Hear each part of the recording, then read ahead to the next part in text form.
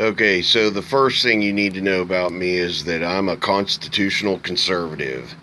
I believe in the Constitution.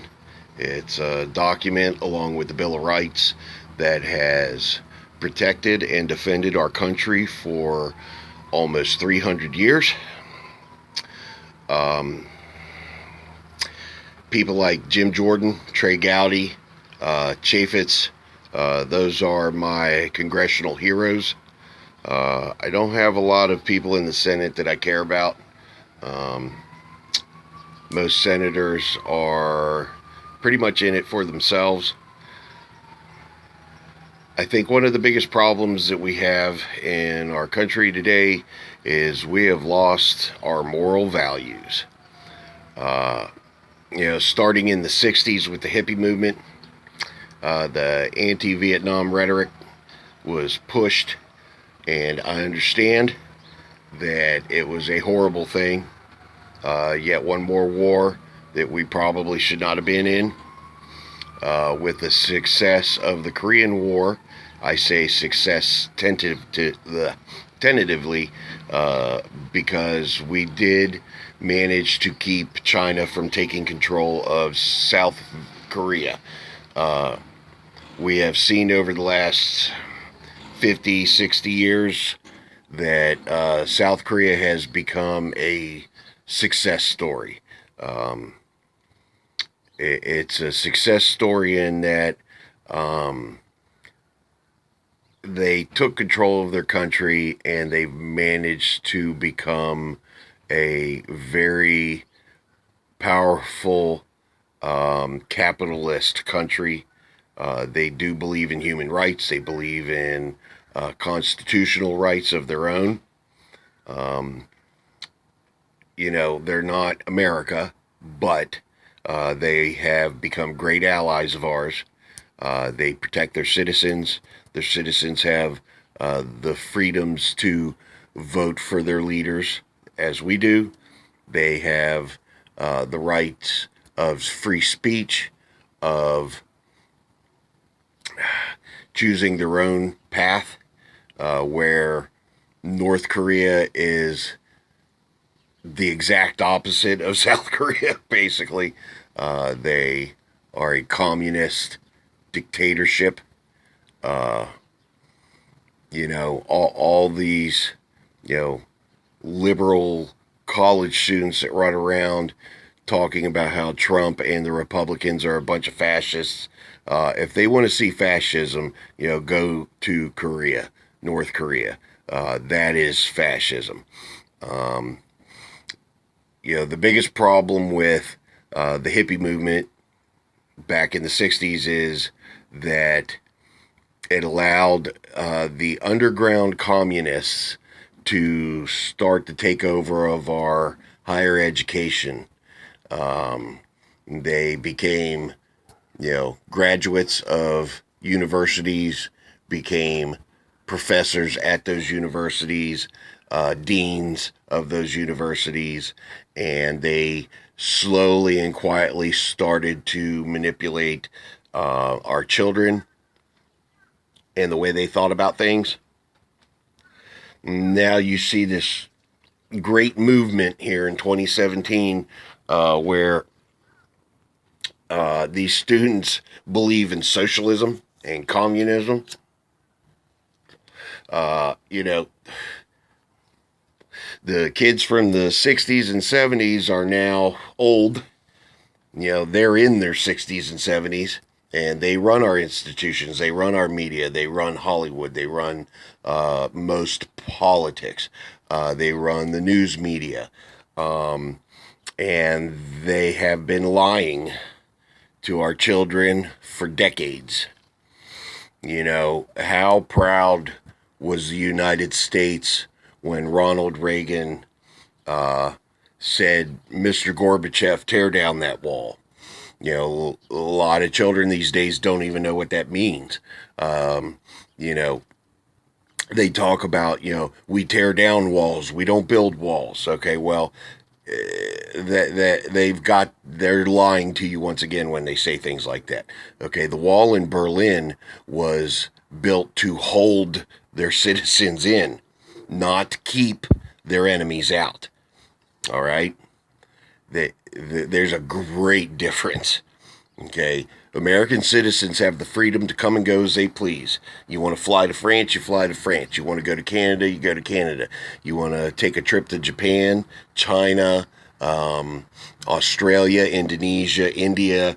You do it. If you got the money, you buy a ticket, you take a cab to the airport, you hop on a plane, and you fly there, and you hang out there for as long as you want. Then you come home. Okay? People in communist countries don't have that freedom. People in socialist countries don't have that freedom because they don't have any money. They can't afford it. Okay?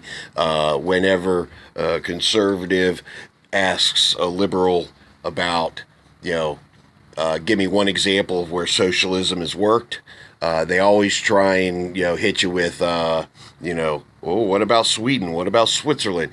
Okay? Those aren't socialist success stories. As a matter of fact, those countries are quickly going under because of their open border policies, where they've allowed millions of migrants to basically take over their countries. My guess and the statistics that a lot of organizations put out that by 2050, most of Europe will be controlled by Muslim migrants, simply by being bred out, taking over the political structure, and the continuation of the migrant population moving from middle and northern Africa into through southern Europe and up into the northern Europe. One of the reasons why Poland is hated by most European countries is because they refuse migrants. They keep them out. And it's got nothing to do with their religion, their race, or any other thing like that. It's got to do with the fact that they don't want their country being controlled by people that don't believe in their value systems.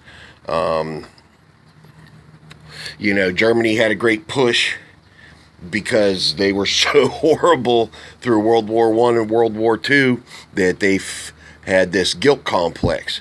So they've allowed massive migration to infest their countries. We can't allow that to happen here. Okay, the liberal politicians here understand that, they can't get millions of Muslim migrants to come to the United States on boats like they have in Europe. So what they decided was, instead of Muslims, they were going to allow, South American and Mexican people to migrate north into North America. And I have nothing against any of those people, but I also understand that we can only have so much. We can't support millions and millions and millions more people coming into our country. Whether you know it or not, the United States is the third most populated country in the world. The two countries ahead of us are China, number one, with almost 1.7 billion people, and India, number two, with like 1.4 billion people. Okay, we have 350. We're working towards 360 million. Okay, so those two countries have almost 4 times as many people in them as the United States does, and we're the third most populated country in the world. Okay, now India is like the size of, 2 Texases or something. They got that many people. Could you imagine 1 billion people living in Texas? Okay, I don't want that, and most Americans don't want that. Conservatives, Republicans tend to be the most generous people on the planet. We give more than anyone else, but that's because of our choice. I donate to the policeman's fund, the state policeman's fund, the fireman's fund. My wife gives to the church.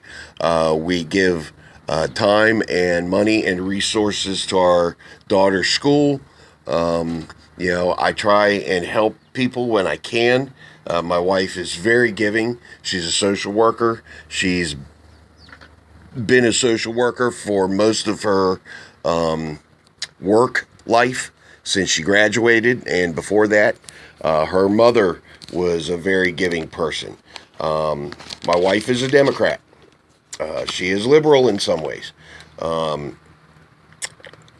a conservative, yet we still manage to love each other and get along enough, even though we don't hold the same political ideals. I've never pushed for my wife to change. She is who she is, and I love her for who she is. But we also understand each other, and she understood that people like Hillary Clinton and Barack Obama were the downfall of our country. They didn't start the process, but they are more than willing to continue the process of, such as Barack Obama said, fundamentally changing our country. What he meant by that is by turning us into a socialist communist state. And that's just something that we cannot allow to happen. And I truly believe that the people of America will not allow that to happen. That's why we voted for and put President Trump in place, because it was the best thing for the U.S. And if you look at the economics just over the past year, what a great job they've done. So that's it for now. I'm going to try and keep these videos short, 10 to 15 minutes long. And I hope you enjoyed it, and I'm going to continue posting more videos as we go on. This is Dorian Shotwell for the Rec News Network, and this was the Smokers Corner. Peace out.